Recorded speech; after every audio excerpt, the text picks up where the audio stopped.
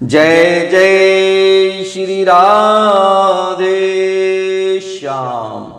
आपका स्वागत है हमारे चैनल मंगल ज्ञान दर्पण में। साथियों, रोजाना की तरह आज भी हम आपके लिए भगवान विष्णु की कथा, भगवान विष्णु ने एक राजा के ऊपर कैसे कृपा की, ये कथा हम आपको सुनाएंगे।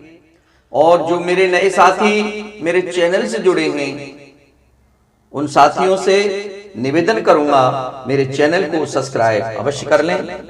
और जो भी साथी मेरे चैनल से जुड़े हैं उनसे कहूंगा अपने इष्ट मित्रों में, दोस्तों में, रिश्तेदारों में भी मेरे इस चैनल को जरूर पहुंचा दें, मेरे चैनल को सब्सक्राइब अवश्य करा दें। साथियों, अब हम चलते हैं कथा की ओर। साथियों, प्राचीन काल की बात है। प्राचीन काल में नर्मदा तट पर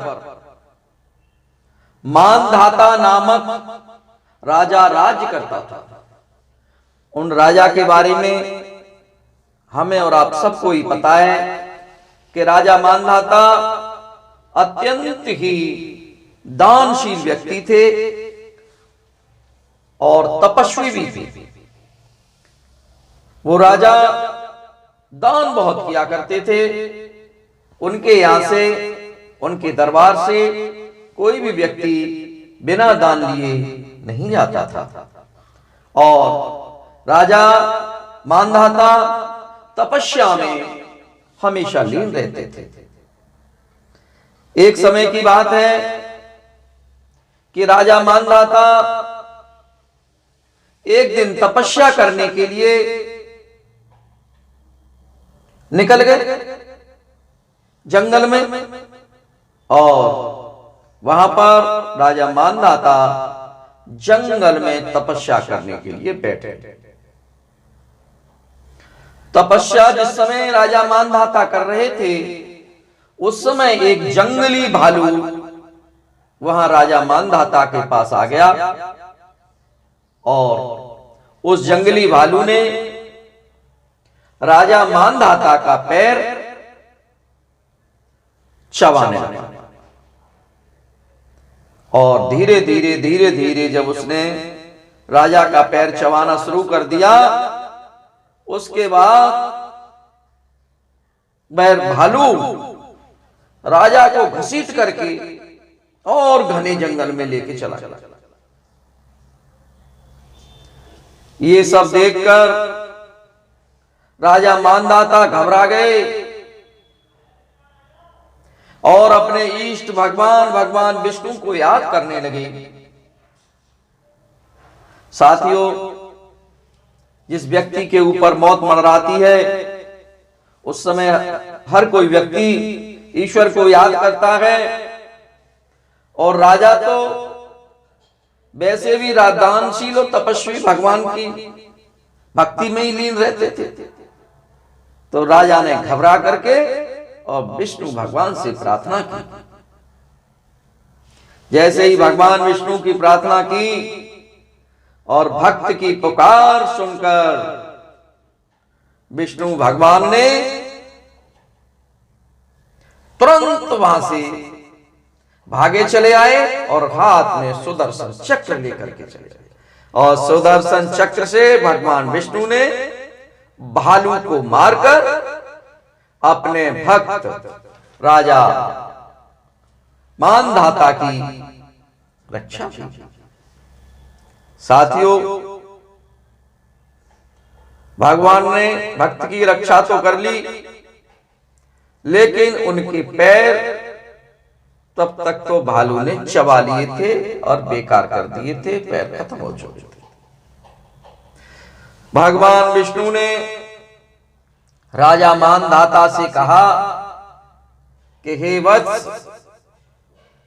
मथुरा में मेरी 12 अवतार मूर्ति की पूजा बरूथनी एकादशी का व्रत रखकर करो। उसके प्रभाव से तुम पुनः अपने पैरों को प्राप्त कर सकोगे। यह तुम्हारा पूर्व जन्म का अपराध था। भगवान विष्णु ने ये सारी बातें राजा मांधाता से कही।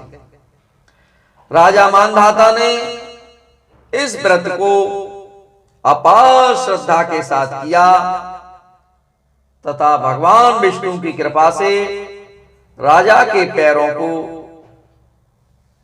धीरे धीरे राजा के पैर उसी अवस्था में आ गए और राजा एकदम स्वस्थ हो गए। साथियों, ये बरूथनी एकादशी वैशाख मास की कृष्ण पक्ष की एकादशी को मनाई जाती है।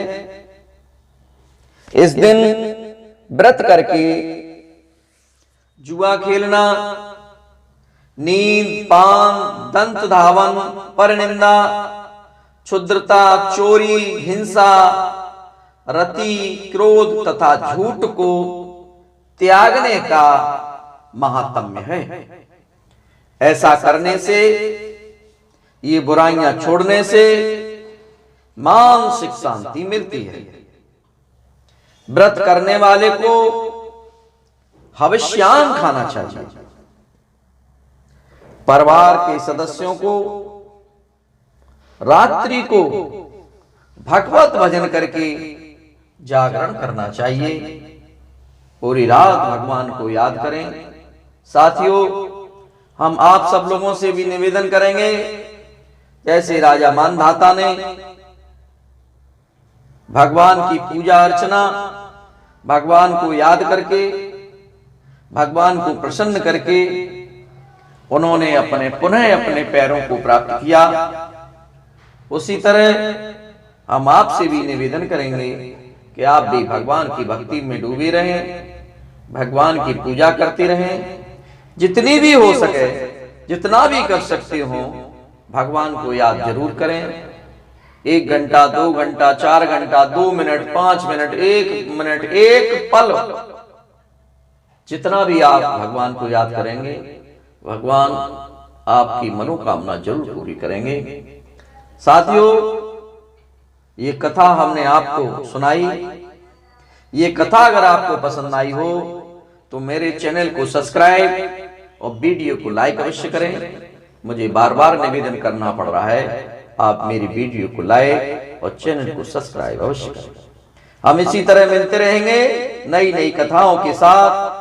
तब तक हम चलते हैं। आप सब लोगों को बहुत बहुत धन्यवाद। बोलिए विष्णु भगवान की जय, लक्ष्मी मैया की जय। जय जय श्री राम।